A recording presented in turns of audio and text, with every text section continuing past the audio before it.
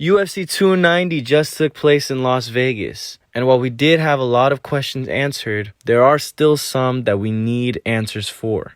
Will Volkanovski be moving up again? Who's challenging for the belt next? We're going to break it all down, you guys. Please smash the like button, hit the notification bell, and subscribe. Now, in case you guys did miss 290 over the weekend, we did have the featherweight unification bout between Yair Rodriguez and Alexander Volkanovski.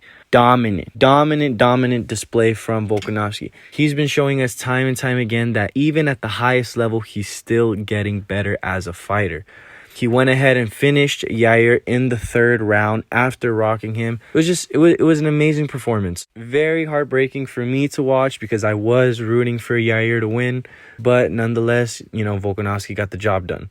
And time again, the MMA community talks about it. They do mention this, that Volkanovski is levels above the rest of the featherweight division. I don't think there's a single featherweight alive that can really dethrone Volkanovski. We could also bring Max into the conversation. We could put him and Volkanovski on like this different pedestal. Like they're on top of Mount Everest and the rest of the weight class is just down at the bottom. But even beyond then, Volkanovski's on top of the sky. Like he is levels above the rest of this weight class. And he showed that Saturday. He dominated Yair Rodriguez at his own game, made him play his game, and finished him.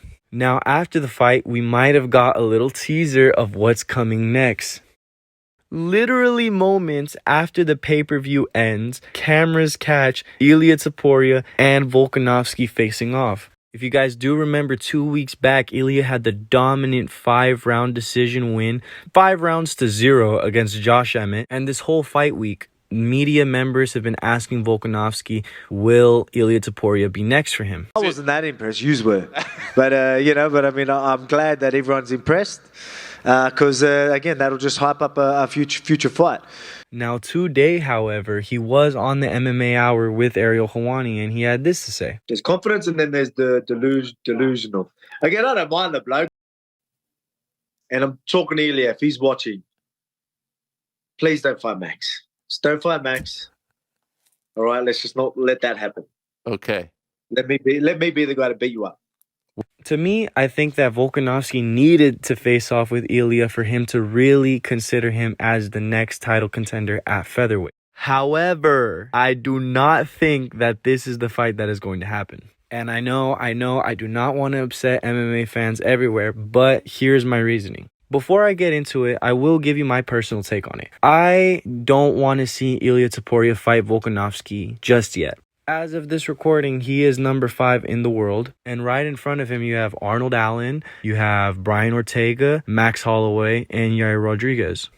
So depending on how the rankings come out tomorrow on Tuesday, we'll go ahead and kind of change the topic of the conversation. But if the UFC does bump, let's say, Ilia Topuria to number 3 above Brian Ortega, then we'll know kind of what direction the UFC wants to go in. For right now, though, I think my prediction is I think they might keep him there at number 5, or they might actually move him above Arnold Allen. You guys do remember Arnold's last fight was against Max Holloway, where he got outclassed basically for all 5 rounds.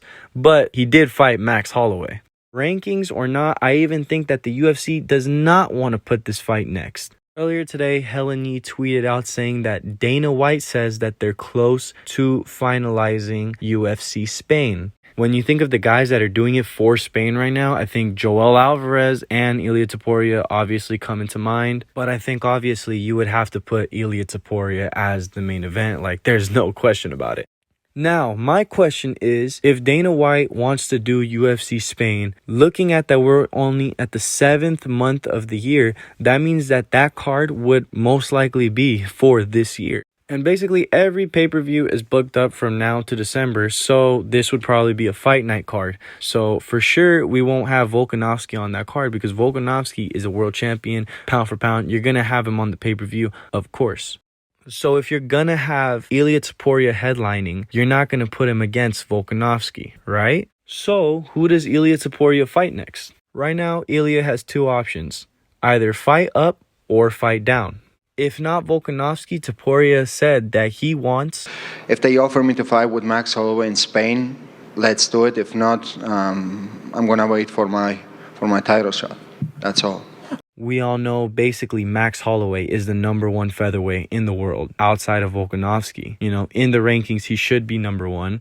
And the Zombie is number 8 in the weight class. So when you really just think of the fight itself between Holloway and Korean Zombie, the fight itself is more of a fun fight to happen. And we do have to mention that the way Max Holloway is talking, he is probably 1 foot out the door. Not the door of the UFC, not fighting. I don't mean to scare you, but 1 foot out of 145. We saw that fun BMF belt with Gaethje and Poirier. Me and Poirier took that with love, and people keep harassing me about Gaethje anyway. So at the end of the day, that'd be fun. You know, at 55, I know 55, there's a lot of fun fights with me. Maybe the Oliveira 2, whatever. And then, of course, I never got to finish the thing with Khabib. So Islam's there. So that'd be a great thing. I feel like, correct me if I'm wrong, I feel like there's more exciting fights for you at 55 than 45 at this point, because you kind of been there, done that with all those guys. No? So we see what happens. You know, you just named 5 55ers right now. Like I said, bro, we see the lay of the land. Other options are Yair Rodriguez and Arnold Allen. But seeing that those guys have just recently fought, I think they're going to probably take some time on, and we're not going to see them maybe till next year. Other than fighting downwards, the one option that Topuria does have is Brian Ortega. Now, Ilya has said some stuff about Ortega on Twitter, and reporters have asked Ortega what he thinks about fighting Ilya Topuria. Topuria, you know, calling me out, you know, constantly. I see it now, you know, and two things come to mind, right? One, I've never backed out of any fighter, right? You guys, I fought the best of the best. I fought the people that you wish that you can fight yet. So that's one thing.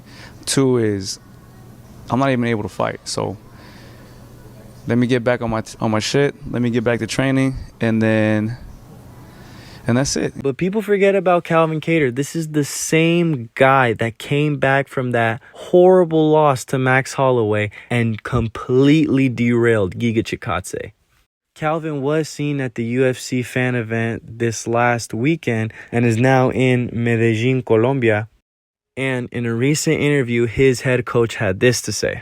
Calvin got the surgery in December. Him fighting the next December is very reasonable. In the fall time-ish going into next year, which lines up perfectly with when the UFC would most likely set up this Spain card. For me personally, I think this is the best outcome. You give Ilya Topuria another top guy and let him kind of build off his name a little bit. Not saying that he's going to build off his name off Calvin, because that's not going to be an easy job. But although I do really think Ilya Topuria, and this is a guy I've been high on ever since he made his UFC debut, I just don't think he's ready for that level. You are not asking Ilya to fight a regular champion. You're asking him to fight the number 1 pound-for-pound fighter in the world. I mean, if you look at Volkanovski's reign as a champion, he's already past Conor, he's past Holloway, and arguably he's already past Aldo. I think you give this guy 2 more defenses and he's 100% past Jose Aldo. This is a guy who just dominated Yair Rodriguez, Max Holloway, Korean Zombie, Brian Ortega, back to back to back. And we forget the biggest accomplishment, making Islam Makhachev look human. To feed him a 25-year-old who just got, respectfully, a decision win over Josh Emmett, who has been finished in the past, while I do think it's still impressive of Topuria, I think he does still need just a little bit more of time to develop. Volkanovski has been at this championship level for already 5 years now. Well, like 4 to 5-ish years. And to throw Topuria right in there with only 1 5-rounder under his belt in the UFC, I think you're looking at maybe a hype train being derailed, and that's what you want to avoid. Even though it's being derailed by the champion, you still want to give it some competition. So I do think that stunt that was done at the event was more so to tease the upcoming future, like tease that fight happening, because I do think that fight is going to happen. But if I were up to it, if I were the one making the decision, I would give Topuria just 1 more fight before he takes that one. Okay, if not Ilya Topuria, who else is there? The number 1 answer that I can think to the top of my head that does seem like every road is leading to is Aljamain Sterling. Now, I haven't seen many people talking about this, but Aljamain Sterling has already said, perfect scenario, I smash Henry, I smash O'Malley, I go up to 145, I fight Volkanovski or Rodriguez, and maybe I defend the belt one time, and I'm done. He has already stated that he is going to be coming up to 145. He's been saying this since his Petr Yan fight. After the Petr Yan fight, after the Dillashaw fight, even after the Henry Cejudo fight. The whole basis of the Henry Cejudo fight was who would do better at 45, in my opinion. Because Cejudo was trying to come up to 45. This is all competition, man. If an Olympic gold medal TSC belts ain't enough, man, I just want to compete how it's at. We party together as a competitor. I respect the shit out of you. Congratulations, number one. You know I respect you, too. I just want to know how far that I can take it, and I respect this. The only reason why I want to challenge you. Well, let's be real. I need some challenges. So I'm here. But it seems like 100% for sure, win or lose, he is coming up to featherweight after his fight with Sean O'Malley at UFC 292 in Boston. And the best part is we do not have to even wait that long before we see how that fight plays out, because that's taking place next month in August. I truly believe that you're gonna see in August Aljamain Sterling finish Sean O'Malley, and with even Merab Dvalishvili not booked, it leaves a perfect opening for him to retire the belt, let his friend fight for it, and him come up and fight at featherweight. I've said this, Alja's in a position where if he gets, man, how many defenses that'll be? That'll be four defenses, I think, if he was to take out Sean O'Malley. And I think that'd be great for his career. He deserves it. So I'll definitely welcome him to the featherweight. I think he doesn't need to go for anyone. I think he can go straight to me, and let's see if he takes the loss and stays in 145, or takes the loss and tries to go back down to bantamweight. We'll see what happens.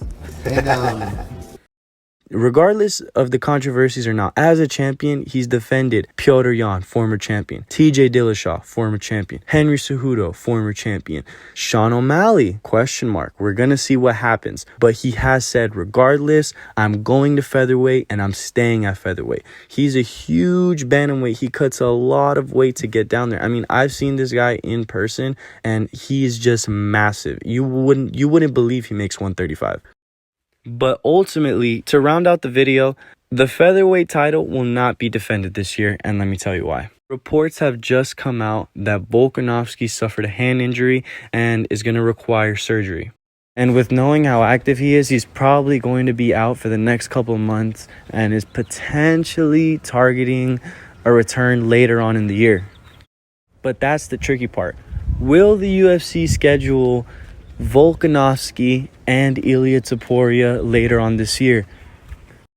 To be honest, I think what's more likely is that the UFC waits till next year. They schedule Ilia Topuria against a Brian Ortega, a Calvin Kattar, maybe if Arnold Allen's ready around that time. And also, one thing I completely forgot to mention is that Aljamain Sterling's star power has been low-key going up. You know, he just headlined the last pay-per-view against Henry Cejudo. Maybe you could say that was because Cejudo was involved. He's headlining this one against Sean O'Malley. Maybe that's because Sean O'Malley's involved. But he is part of these main event pay-per-views. He is the champion. He has multiple title defenses under his belt now. And I do think that if he does beat Sean O'Malley, there is a chance he could just turn right back around and want to fight Volkanovski at the end of the year. That December card will be in Las Vegas. And you know, whenever they go to Las Vegas, they like to put on a really good pay-per-view main event, usually with a champion that has a lot of just a champion that's very marketable, which could be that one. We don't know what's going to happen with the light heavyweight belt, if they're getting ready to announce Jamal versus Jiri Prochazka. Maybe they're waiting to announce something happening with the welterweight belt with Leon Edwards. We don't know exactly what's going to happen with that December date. Could be for the featherweight title, but we just don't know as of right now what direction they're going to. If you were to put one direction towards what fight is going to happen, the most likely one is Topuria versus Volkanovski. But just the way little things are coming out, like UFC Spain, like Aljamain Sterling moving up in weight, like Volkanovski and his hand surgery, just points to maybe the featherweight belt not being defended until next year, and potentially Sterling being in that spot instead of Topuria, at least for right now. If we do get to the UFC Spain and Topuria is given Calvin Kattar, Brian Ortega, whoever, and he does get through him, I have no doubt in my mind that he's going to be the next one for the belt. But right now, it's a little unclear. More so, Dana White has basically said whatever he wants to do, we'll probably roll with it. So that's your answer from Uncle Dana.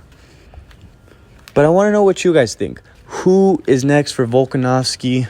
What's going to happen with the featherweight division? Who is the next contender? Drop a comment below. Smash the like button. Subscribe. We'll see you guys tomorrow.